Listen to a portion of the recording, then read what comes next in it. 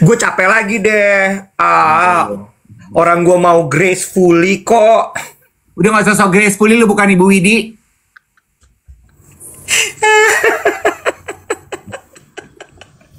Modern colonialism ya.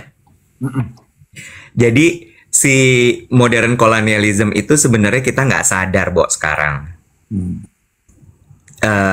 Modern colonialism, neo-kolonialism itu bentuknya kayak jaksa gitu, diajak nggak keraksa. Contoh, masuknya lewat apa? Lewat culture, budaya. I think we discussed this one time. Yes, Mengenai yes. BTS waktu itu kayaknya ya. Yes, ya kan? Lewat kayak misalnya K-pop-K-popan, K-drama, K-dramaan. Ya. Mereka benar-benar menginfluence pikiran kita bahwa wah ini keren banget, ini bagus banget, ini gue terhibur, gue suka banget, gue bla bla bla bla bla. Mereka masuk lewat situ. They are changing our behavior gitu. Sebenarnya dari makanan juga loh. Exactly, persis.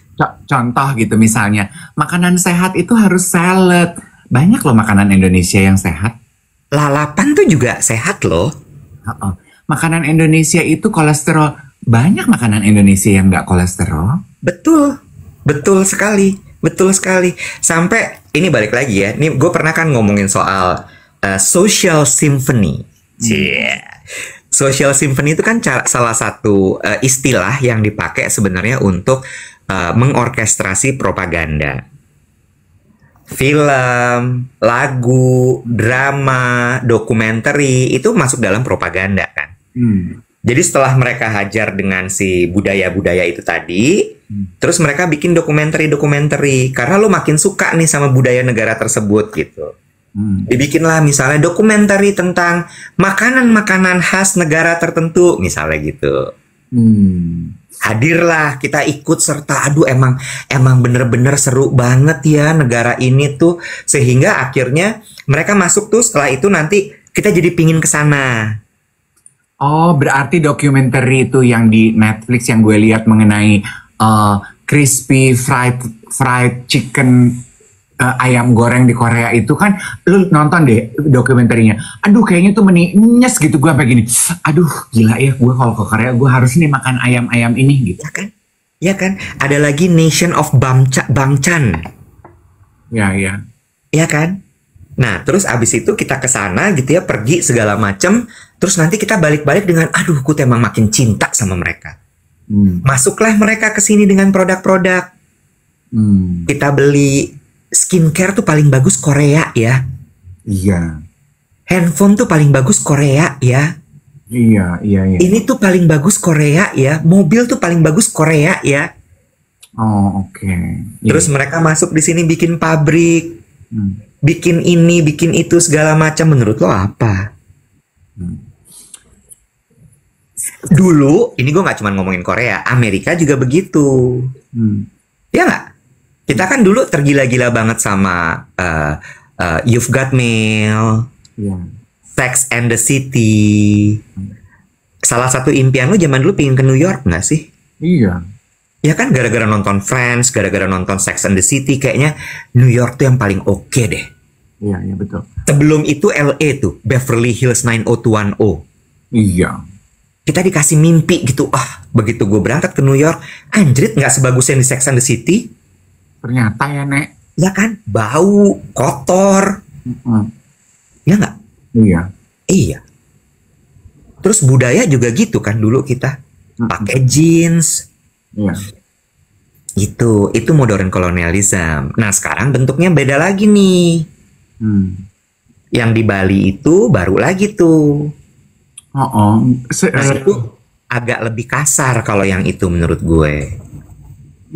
Karena sebenarnya yang di Rusia itu kan lagi susah kan. So they bring their money ke sini.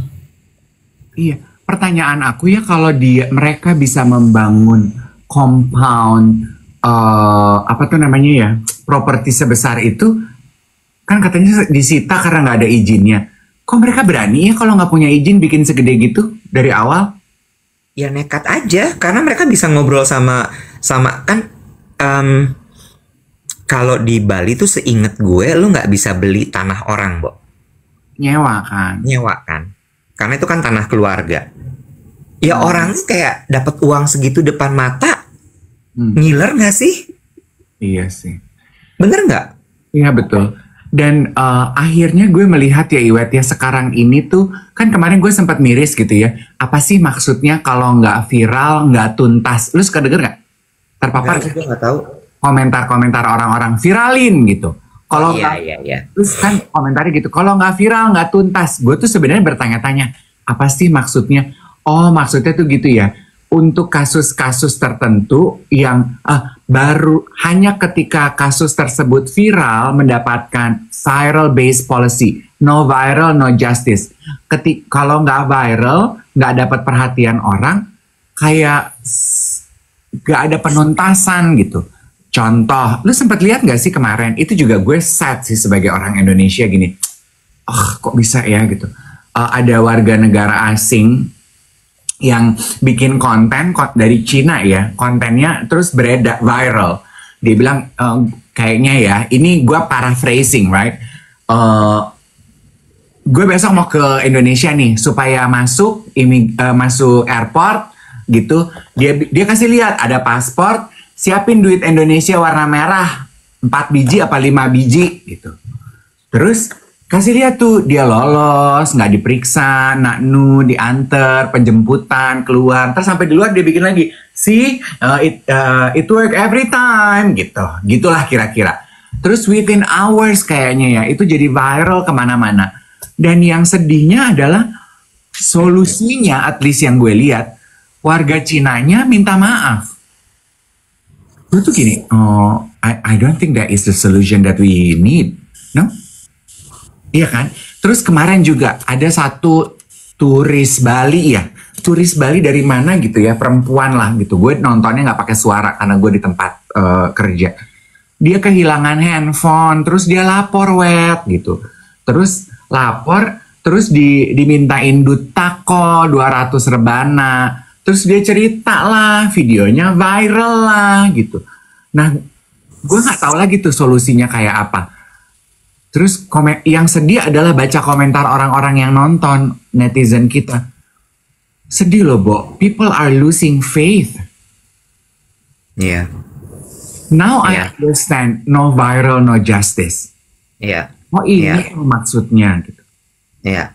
Iya. Gitu, tadinya gue gak ngerti, Wet. Apa sih maksudnya ya no viral, no justice. Oh ini toh maksudnya gitu. Kalau nggak viral, nggak malu, nggak diperhatiin orang, nggak diusut mungkin ya, atau mungkin diusut tapi kita nggak dikasih tahu gitu kali ya.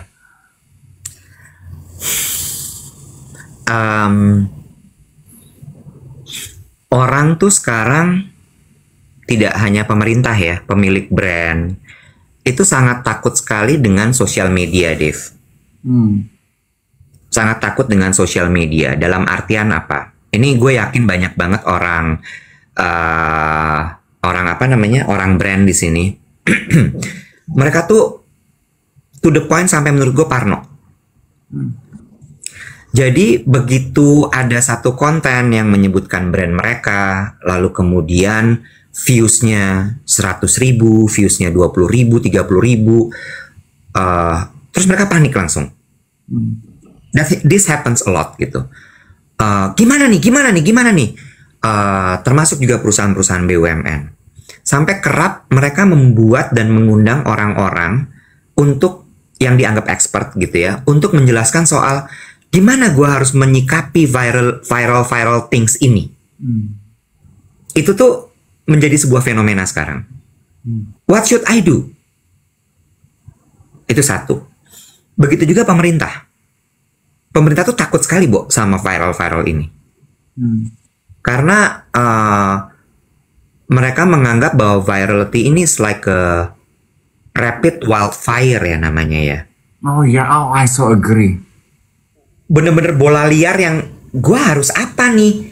Karena gini, kalau zaman dulu begitu itu misalnya terjadi di media, mereka tinggal kontak medianya, lalu kemudian di stop beritanya, atau kemudian beritanya si kantor berita ini membuat sebuah bukan berita apa namanya, klarifikasi, berita klarifikasi, Release statement, berita klarifikasi lah intinya gitu.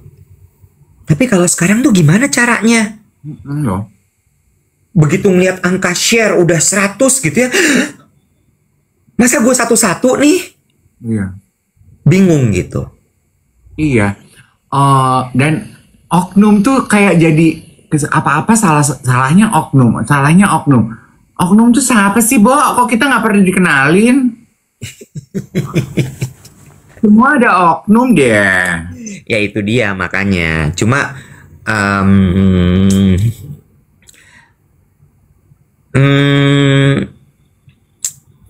banyak sebenarnya hal yang bisa dilakukan untuk itu gitu sebenarnya. Iya. Jadi enggak, tapi maksudnya ya, my point is, now I finally understand apa yang dimaksud dengan no viral, no justice gitu. Walaupun I question apakah benar masalahnya diselesaikan apa enggak gitu. Karena menurut aku kayak fisioterapi aja gitu. Yang diatasi itu cuman managing the pain only gitu, bukan akar sakitnya gitu. Iya nggak sih? Betul. Gitulah kurang lebih kira-kira ceritanya. Kok jadi ke situ ya? Gak apa-apa, buat nambah-nambah. Gitu Kak. Tapi positive sides-nya adalah orang tuh jauh lebih berani berkata jujur di sosial media. Ya karena lu pernah bahas ini, Dave. Iya. Karena ada screen yang menghalangi dia, yang melindungi dia, bukan menghalangi. Ada screen yang melindungi dia, jadi dia berasa kayak gue ngomongnya ke screen kan, bukan langsung ke orang. Begitu dia antepin depan orangnya, diem pasti. Gitu. Iya, lucu ya. Amazing this screen, what this screen does to our life. Correct. We are addicted to this small screen. Addicted to this screen. Kayak, iya gitu. Gue tuh kan kalau komentar ya teman-temannya, I purely because I don't know gitu ya. Mungkin teman-teman juga ngeh tuh. Kayak beberapa waktu lalu di postingan salah satu rekan kita, kenalan gue gitu. Dia posting review skincare. Terus di situ ada kata-kata yang, kok sudah approve oleh titik-titik gitu. Terus gue nanya, sekarang kalau beli skincare tuh approval dari titik-titik tersebut yang disahkan toh gitu. Terus jadi rame tuh diskusinya. Enggak Kak, itu kayak tambahan gitu. Bepom masih yang ini anak-anak. Oke. gitu toh sekarang gitu. Gue baru tahu tuh. Itu katanya grassroots kita tuh, kita sebagai rakyat kita cari pembenaran itu. Oke, lucu ya. Kita hidup di dunia yang kayaknya bingung gitu gue. Siapa yang harus gue percaya? Kan ini sebenarnya juga banyak yang belum paham sih Dave tentang fungsi-fungsi ini. Jadi sebenarnya kan kalau misalnya kita ngomongin produk atau kita ngomongin satu isu, nomor satu tuh kan ada yang menyebarkan. Lalu kemudian yang kedua harus butuh legitimasi. Kalau legitimasi itu biasanya dikeluarkan oleh regulator. That's why you need endorsement untuk dari pemerintah, gitu ya, atau regulator lah. Lalu kemudian yang berikutnya ada lagi nanti validasi. Validasi itu datangnya biasanya adalah dari media. Begitu media sudah mengumumkan, valid nih berarti beritanya. Lalu kemudian yang berikutnya, validasi ini juga bisa berasal dari KOL, influencer. Itu validasi berarti ya? Validasi. Jadi yang kemarin lo lihat itu validasinya, si ini udah approve. Sifatnya validasi. Betul, si itu udah approve, itu validasi. Oke. Nah, 3 hal ini sebenarnya atau 2 hal ini sebenarnya yang butuh untuk dikejar. Gitu. Makanya validasi ini kalau regulator kan udah jelas ya, maksudnya integritinya harusnya bisa dipegang. Ya. Makanya media sama KOL ini benar-benar harus menjaga integritasnya supaya ketika dia berbicara itu valid gitu.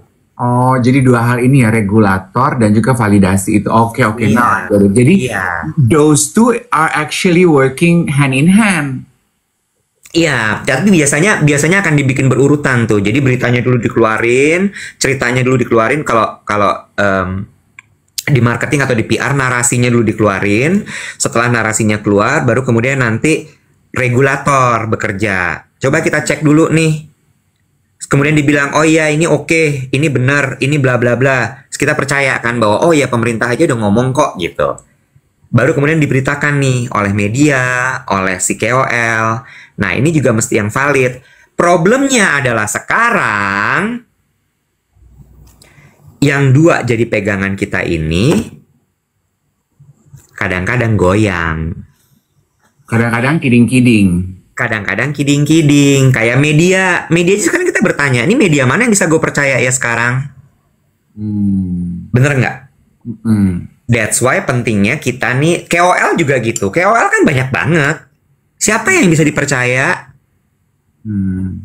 Gitu.